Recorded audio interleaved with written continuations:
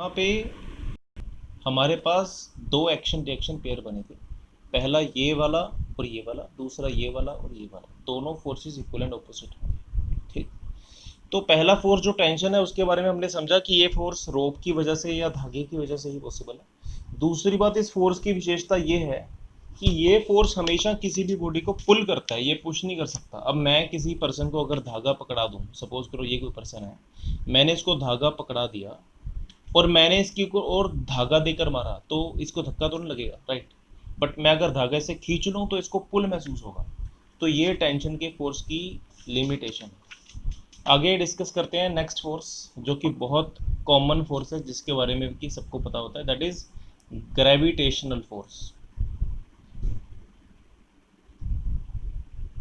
चाहे तो आप इसको ग्रेविटेशनल फोर्स बोलें, चाहे आप इसको वेट बोलें, आप इसको कुछ भी बोल सकते हैं। तो उसको समझो, जब भी कोई बॉडी, भले ही वो किसी सरफेस पे पड़ी हो, भले ही वो नीचे की ओर फ्री फॉल कर रही हो, भले ही वो कहीं से लटक रही हो, अर्थ ने उस बॉडी के ऊपर हमेशा वेट लगाना ही लगाना है। ठीक है। और आपको पता है gravitational force is always equal to mass into acceleration due to gravity downwards. तो उस बॉडी का जो वेट है वो m इंटू जी है। ठीक है। और वो हमेशा डाउनवर्ड्स होता है। तो ये हो गए अपने दो फोर्स, टेंशन और वेट। इनके ऊपर क्वेश्चंस कैसे आ सकते हैं? फॉर एग्जांपल, सपोज करें कोई बॉडी एक थ्रेड के साथ लटकाई गई है और आपसे पूछा जाए कि इस थ्रेड में टेंशन कितनी है, तो हम देखें इस बॉडी के ऊपर दो फोर्स लग रहे हैं। The first force is mg downwards and the other is tension upwards.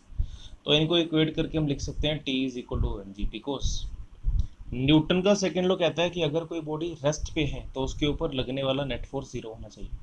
Net force zero मतलब दोनों फोर्सेस कैंसिल आउट होने चाहिए। कैंसिल आउट होने का मतलब है that magnitude of tension must be equal to the magnitude of mg। ठीक है। Let us come to the third force now. Third force है नॉर्मल रिएक्शन।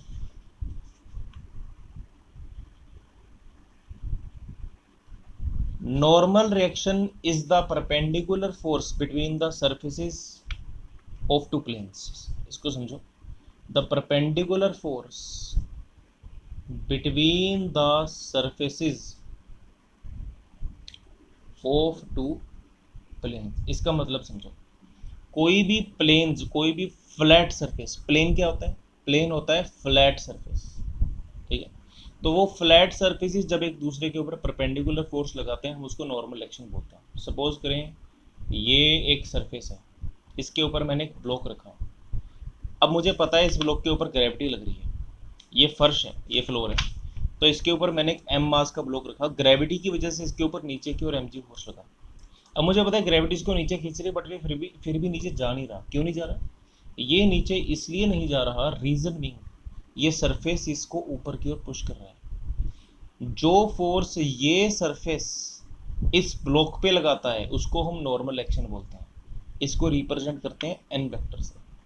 तो अगर इस सरफेस को मैं नाम दूंगा ए और इसको नाम दूंगा मैं ब्लॉक बी, तो the normal action acting on this block due to this surface is called N and represented like this. ठीक है। तो हमारी क्वेश्चन बन जाती है basically N is equal to M G. क्यों?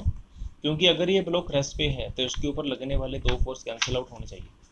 कैंसिल आउट होने चाहिए तो हम कह सकते हैं बेसिकली दोनों का मैग्नीट्यूड सेम होगा। That means M G is equal to M. ठीक है। आगे बढ़ते हैं। तो इनके ऊपर और भी बहुत तरीके हैं जिनसे क्वेश्चन आते हैं। फॉर एग्जाम्पल, सपोज करें ये ग्राउंड है। ठीक है। इस ग्राउंड के ऊपर एक ब्लॉक है, इसके ऊपर एक और ब्लॉक है। सपोज करें ये ब्लॉक 10 kg का है और ये ब्लॉक 20 kg का है। तो यहाँ पे हम लोग नॉर्मल एक्शन फाइंड आउट करने की कोशिश करते हैं। तो let us call this blocks A, B and C. तो इनके दो सर्फेसिस हैं, वो एक दूसरे को टच कर रहे हैं। सिमिलरली इनके भी दो सर्फेसिस एक दूसरे को टच कर रहे हैं। तो पहली बात आपको याद ये रखनी है कि नॉर्मल एक्शन सिर्फ वहीं लगती है, एक्ट्स ओनली वेयर, जहां दो सर्फेसिस टच करते हैं। Two surfaces are actually in contact. ठीक। जहाँ दो सरफेसेस एक्चुअली एक दूसरे को टच करें वहीं पे नॉर्मल एक्शन लगती है, माने ए और बी में नॉर्मल एक्शन लग सकती है, कुछ ऐसे।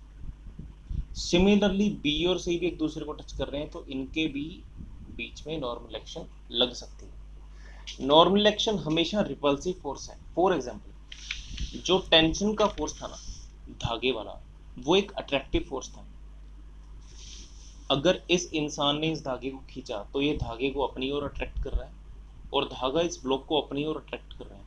तो टेंशन हमेशा पुल करती है, कभी भी पुश नहीं करती। बट सिमिलरली एंड ऑपोजिटली जो नॉर्मल एक्शन है वो कभी भी पुल नहीं करती, वो हमेशा पुश करती है। कभी ऐसा हुआ है कि आप ज़मीन पे, आप फ्लोर पे खड़े हुए और उस फ्लोर ने आपको अपनी ओर खींच लिया ना? अगर आप फ्लोर की ओर नीचे की ओर जाते हैं तो वो ग्रेविटी की वजह से जाते हैं, वो फ्लोर की वजह से नहीं जाते, फर्श की वजह से नहीं जाते। तो नॉर्मल एक्शन का फोर्स हमेशा दो सरफेसेस में दूरी बनाने के लिए होता है, ठीक है। तो यहाँ पे होगा क्या बेसिकली, यहाँ पे इनके बीच में फोर्सेस को कैलकुलेट करने की कोशिश करते हैं। सबसे पहले हमें देखते हैं कि ब्लॉक ए पे कौन कौन से फोर्स लग रहे हैं। पहली बात, इसका खुद का वेट। खुद का वेट 10 kg के ब्लॉक का हो गया 100 newton, because force is equal to mass 10 kg into acceleration. तो mass into acceleration basically 100 kg metre per second square हुआ, kg metre per second square newton हुआ, तो इसके ऊपर लगने वाला जो वेट है वो 100 न्यूटन हो गया। दूसरी बात, इसके ऊपर लगने वाली नॉर्मल एक्शन बी के द्वारा वो हो गई NAB, ठीक है। तो ये ए की एफबीडी बन गई। अब बी के ऊपर आते हैं। अच्छा, ए के ऊपर लगने वाले दोनों फोर्सेस मैंने मेंशन कर लिए। तो आप ये देखें, ये जो दो फोर्सेस हैं, अगर ए रेस्ट पे है, ज़मीन पे एक ब्लॉक पड़ा है, उसके ऊपर एक और ब्लॉक पड़ा है, ये दोनों रेस्ट पे हैं, तो नेट फोर्स 0 होना चाहिए। अगर नेट फोर्स 0 होना चाहिए तो ए के ऊपर लगने वाला अपवर्ड फोर्स NAB, इसके फोर्स 100 न्यूटन के बराबर होगा, ताकि ये दोनों कैंसल आउट हो जाएं, कट जाएं, और इसके ऊपर अल्टीमेटली लगने वाला नेट फोर्स 0 हो जाए। अब बी के ऊपर आता है। देखो, न्यूटन का थर्ड लॉ कहता है हर बॉडीज का जो पेयर है वो इक्वल एंड ऑपोजिट फोर्स लगाता है। इक्वल एंड ऑपोजिट फोर्स का मतलब ये कि अगर बी ने ए पे नॉर्मल एक्शन अपवर्ड लगाई तो ए बी के ऊपर नॉर्मल एक्शन डाउनवर्ड लगाएगा। हम इसको लिख लेंगे NBA, normal action on B due to A, इसकी वैल्यू है 100। और इसके साथ ही बी का खुद का वेट भी है जो कि 200 न्यूटन है। देखो, बी का वजन 200 न्यूटन नीचे की ओर, ठीक है। ये मैं बी के ऊपर लगने वाले सारे फोर्सेस को रिप्रेजेंट कर रहा हूँ। ए के ऊपर लगने वाले ये दो फोर्स थे जो कि हमने डिस्कस कर लिए। बी के ऊपर लगने वाले दो फोर्स हैं, पहला उसका खुद का वेट जो कि 200 न्यूटन है, दूसरा ए के द्वारा लगाई जाने वाली बी के ऊपर नॉर्मल एक्शन जो कि 100 न्यूटन है। अच्छा, ए का फोर्स हो गया, खुद का वेट हो गया, क्या कुछ और बचा है? यस, सी द्वारा बी के ऊपर लगाया जाने वाला फोर्स अभी भी बाकी है। तो let it be the normal action applied by the C on B, this is NBC, normal action on B due to C. तो देखो, नीचे की ओर दो फोर्स हुए, 100 और 200, कितना बना? 300 न्यूटन, ठीक है। तो नीचे की ओर आ गया 300 न्यूटन, ऊपर की ओर आ गया NBC। अगर ये बॉडी रेस्ट पे है तो इसके ऊपर लगने वाला अपवर्ड फोर्स भी 300 न्यूटन होना चाहिए। अब इसको समझो, ए के ऊपर बी द्वारा लगाया जाने वाला नॉर्मल एक्शन 100 न्यूटन है क्योंकि उसने इसके वेट को बैलेंस करना है। बट बी के ऊपर लगाया जाने वाला नॉर्मल एक्शन 300 न्यूटन है बिकॉज उसने ये दो फोर्सेस को बैलेंस करना है, एक तो बी का खुद का वेट, दूसरा ए की नॉर्मल एक्शन। हम इस क्वेश्चन को एक और एग्जांपल से समझते हैं। तो सपोज करें आपके पास ये सिचुएशन है और आपसे पूछा गया find the normal reaction between AB, normal action between BC and normal action between C and the ground, G माने ग्राउंड। तो देखो कैसे करें। सबसे पहला काम हमारा ये होगा कि हम हर बॉडी पे लगने वाले हर फोर्स को रिप्रेजेंट करें। ए को टच करने वाली इकलौती बॉडी है बी, तो पहले ए के ऊपर खुद का वजन लगा 50 न्यूटन, दूसरा बी के द्वारा लगा force NAB।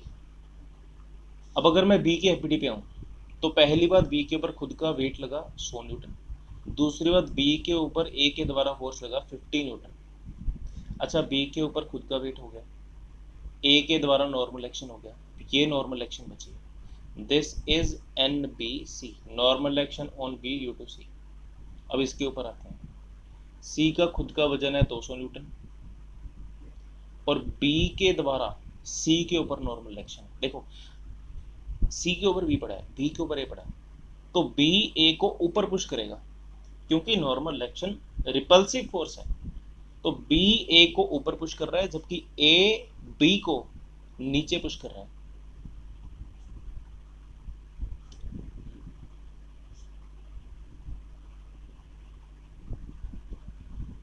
Basically this was NBA. ये 15 न्यूटन क्यों है इसके ऊपर हम एक बार दोबारा डिस्कशन करेंगे, ठीक है।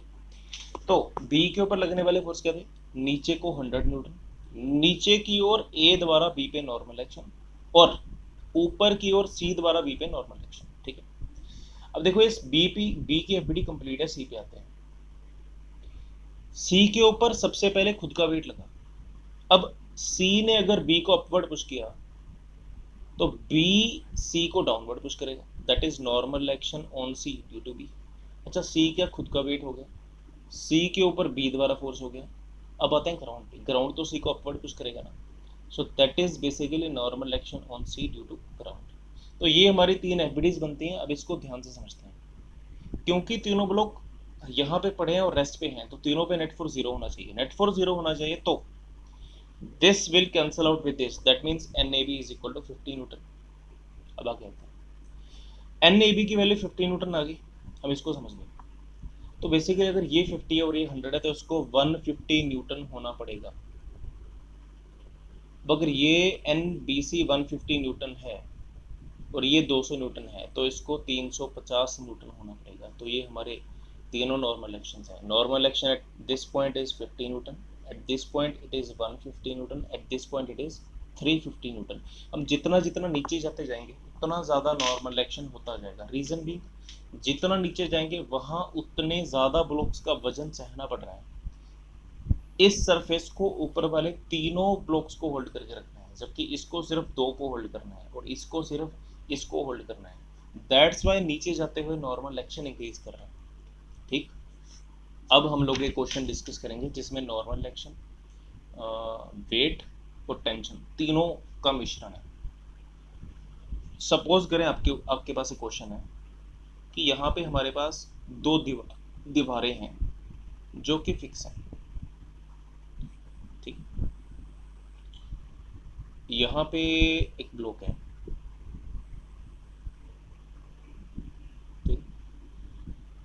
इस ब्लॉक को एक धागे द्वारा खींचा जा रहा है। यहाँ पे एक पुले लगा है, पुले पता क्या होता है, पुले होता है चक्का, पहिया।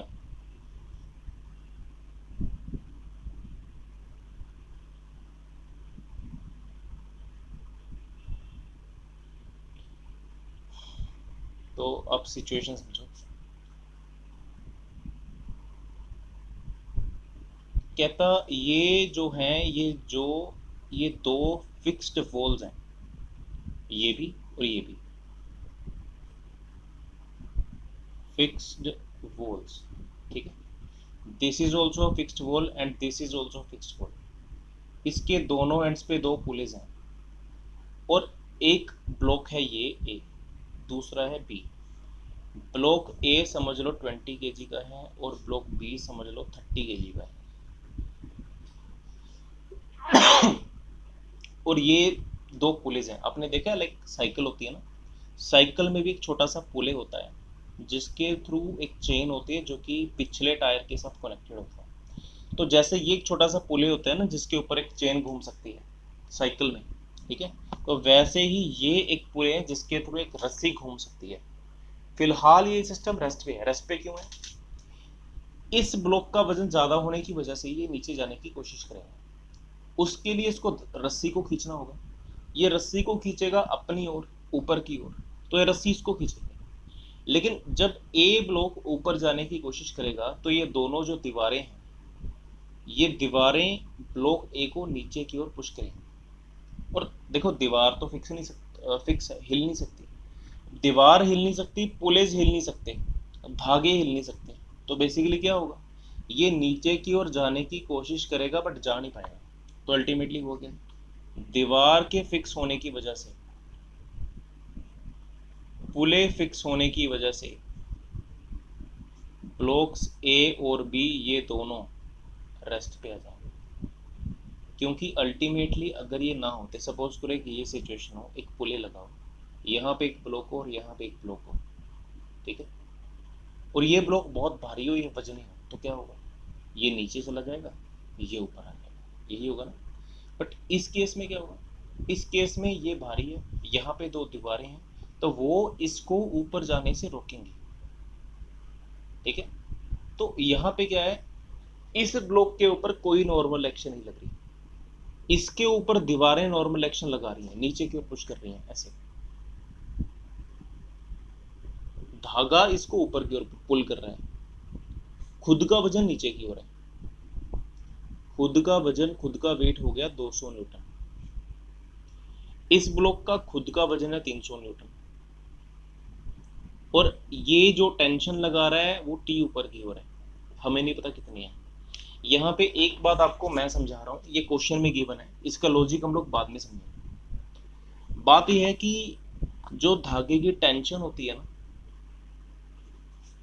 स्ट्रिंग की जो टेंशन होती है, इस वक्त आप मान लीजिए कि टेंशन स्ट्रिंग में हर जगह पे सेम है, सेम एवरीवेयर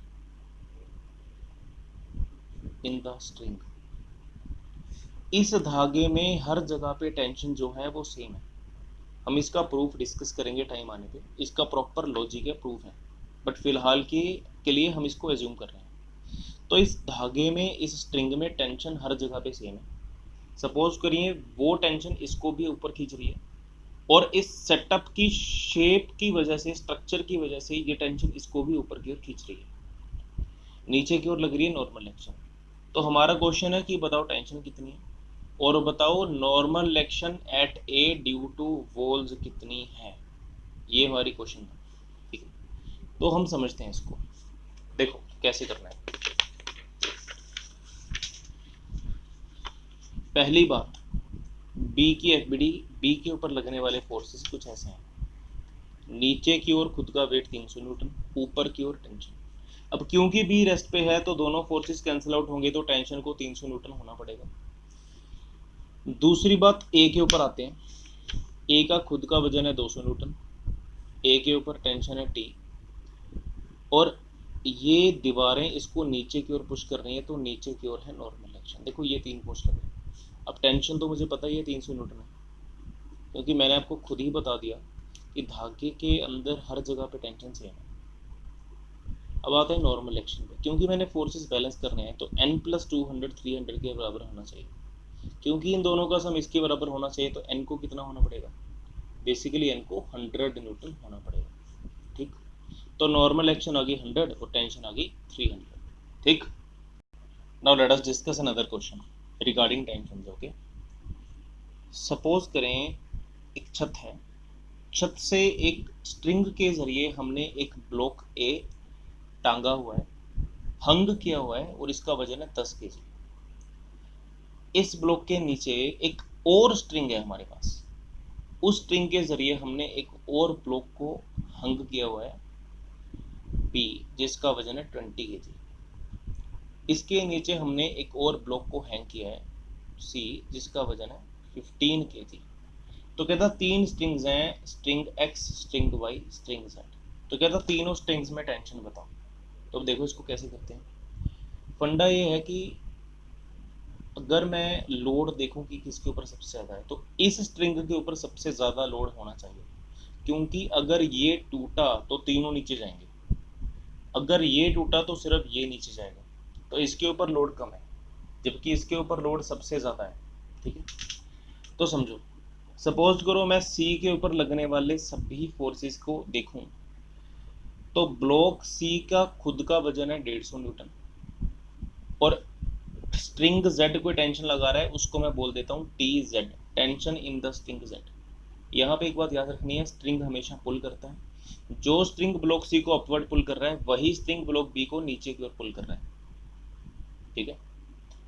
तो ये हो गए दो फोर्स जो कि ब्लॉक सी पे लग रहे हैं, इनको इक्वेट करा के, क्योंकि ब्लॉक सी रेस्ट पे है, तो इनकी वैल्यू आनी चाहिए T Z is equal to 150 newton. ठीक, अब आते हैं ब्लॉक बी पे।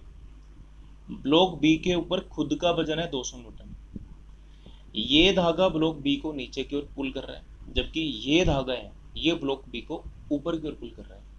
तो इसके द्वारा नीचे को टेंशन लगी T Z, that is equal to 150 newton, और इसके द्वारा बी के ऊपर फोर्स लगा ऊपर की ओर जो कि है टी वाई।